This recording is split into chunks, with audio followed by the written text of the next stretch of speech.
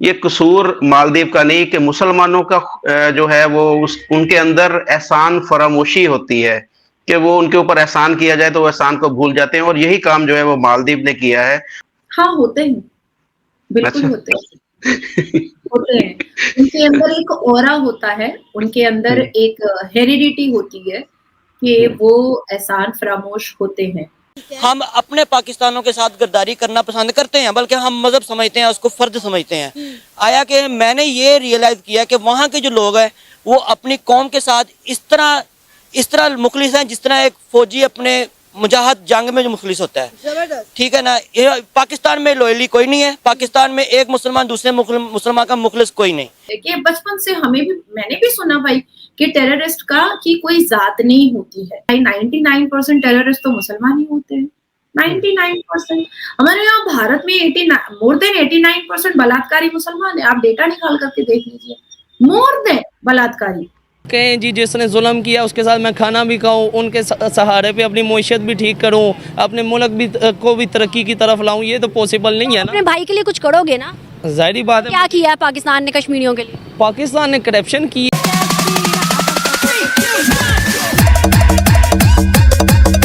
अच्छा दीदी, आज आपसे मैं जानूंगा मुसलमानों के ऊपर। मैंने एक दो वीडियो बनाई थी मालदीव के ऊपर, तो मैं कमेंट्स पढ़ता हूँ। तो कमेंट्स के अंदर जो हमारे भारतीय देखने वाले हैं, वो उन्होंने बोला है कि ये कसूर मालदीव का नहीं कि मुसलमानों का जो है वो उनके अंदर एहसान फरामोशी होती है कि वो उनके ऊपर एहसान किया जाए तो वो एहसान को भूल जाते हैं, और यही काम जो है वो मालदीव ने किया है। और उसके पीछे रीजन यही है कि वो एक मुस्लिम कंट्री है। तो आप ये जो एक चीज को कैसे देख रहे हैं कि मालदीव ने जो किया? मैं बिल्कुल उसको कंडेम करता हूं कि बहुत ही गलत किया मालदीव ने। बहुत सारे एहसानात तो वाकई इंडियंस ने उनके ऊपर किए थे, लेकिन उन्होंने अपने सारे एहसान जो थे वो एक साइड पे रखकर एहसान फरामोशी की बिल्कुल।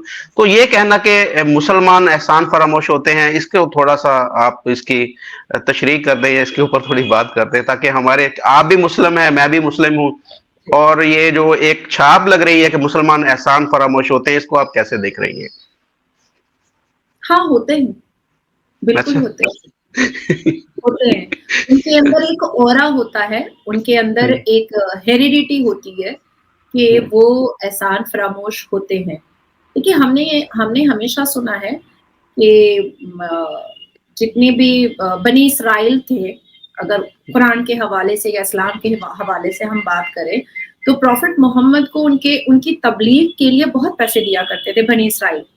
बनी इसराइल हम्म, तो उनको तो लौंडिया बांदिया दे करके बाद में इस्लाम कबूल करवाया गया ना। बीबी खदीजा तो जी। वो भी तो यहूदी थी। उन्होंने तो जब निकाह पढ़ा तब उन्होंने कलमा पढ़ा। तो हम्म, बनी आज देखिए इसराइल को लेकर के लोग मतलब कितनी अभद्र टिप्पणियां कर रहे हैं। चाहे आप पाकिस्तान बोलिए, सीरिया बोलिए, या हमारा भारत ही बोल दीजिए। ऐसा नहीं है कि मैं भारत के बारे में जो गलत हो रहा है वो नहीं बोलूंगी। तो तौर सबसे पहले आया, तौरात पहले आया, बाइबल पहले आया, तो उसमें भी बनी इसराइल के बारे में बात है। लेकिन अभी देखिए इसराइल के खून के प्यासे भारत के मुसलमान हो चुके हैं। जाते नहीं है वहां पर। वहां जी। फिलिस्तीन जा करके या हमास जा करके या गाजा जा करके किसी की मदद नहीं कर रहे हैं, अपना गला नहीं रेतवा रहे हैं, बस यहाँ की शांति को भंग करने में लगे पड़े हैं। अब आती है बात, दूसरी बात आती है कि बचपन से मैंने भी सुना भाई कि टेररिस्ट का की कोई जात नहीं होती है। भाई 99% टेररिस्ट तो मुसलमान ही होते हैं। 99%। हमारे यहाँ भारत में 89 मोर देन 89% बलात्कारी मुसलमान है। आप डेटा निकाल करके देख लीजिए। मोर देन बलात्कारी मोर देन 89% मुसलमान है। कोई हिंदू का केस मैंने आज तक कोर्ट में नहीं देखा है कि वो बोटी कर रहा है लड़की का, दूसरे धर्म की लड़की का।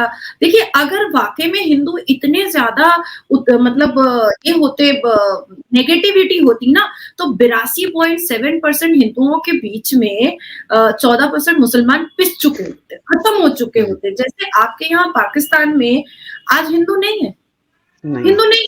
आपको चुनने से मिलेगा, बहुत खोजने से मिलेगा, वो भी सिंध में थोड़ा बहुत वो लोग नजर आ जाते हैं, और किस जी। दूर दशा में है वो आपको दिख रहा है। तो एक जो सिविलाइजेशन है हमारा, तो उसमें मानवता इतनी टूट टूट के और कूट कूट के भरी हुई है सनातनियों में कि उनको कोई मतलब ही नहीं है कि गला रेतेंगे क्या करेंगे। हालाँकि मेरे इंस्टाग्राम के कमेंट में आप देखिएगा, तो जब भी मैं सनातन धर्म के पक्ष में बात करती हूँ, तो मुझे इतनी गंदी-गंदी गालियाँ दी जाती है, मेरी माँ को गंदी-गंदी गालियाँ दी जाती है, जो मैं अभी आपके सामने बोल भी नहीं सकती। नहीं, आपको लेकिन मुसलमान मर्द देते हैं मुझे, मुसलमान लड़के देते हैं मुझे। इस बात से कोई भी इनकार मुज़फ़्फ़र भाई नहीं कर सकता है कि मालदीव्स का एक इतिहास है कि मालदीव्स को पाला, पोसा, बड़ा किया है भारत ने। तो जहाँ पर आप किसी को पाल-पोस रहे हैं, किसी को बड़ा कर रहे हैं, किसी को जवान कर रहे हैं और उसके बाद जब वो आँखें दिखाने लगता है ना, तो गुस्सा तो आता है। बिल्कुल। अब बात है कि मोदी जी की जो सरकार है ना, वो मतलब खूनी खेल और बम गोली बंदूक वाला जो होता है, वो पसंद नहीं करते हैं। क्योंकि वो कट्टर हिंदू है और कट्टर हिंदुत्व, ये सारी चीज़ों पे बिल्कुल भी बिलीव नहीं करते हैं, बिल्कुल बिलीव नहीं करते हैं। तो वाक़ई में मुसलमान जो है, वो विश्वास के काबिल नहीं है, बिल्कुल भी काबिल नहीं है। हम अपने पाकिस्तानों के साथ गद्दारी करना पसंद करते हैं, बल्कि हम मजहब समझते हैं, उसको फर्ज समझते हैं। आया कि मैंने ये रियलाइज किया कि वहाँ के जो लोग हैं वो अपनी कौम के साथ इस तरह मुखलिस हैं जिस तरह एक फौजी अपने मुजाहिद जंग में जो मुखलिस होता है। ठीक है ना, पाकिस्तान में लॉयली कोई नहीं है, पाकिस्तान में एक मुसलमान दूसरे मुसलमान का मुखलिस कोई नहीं।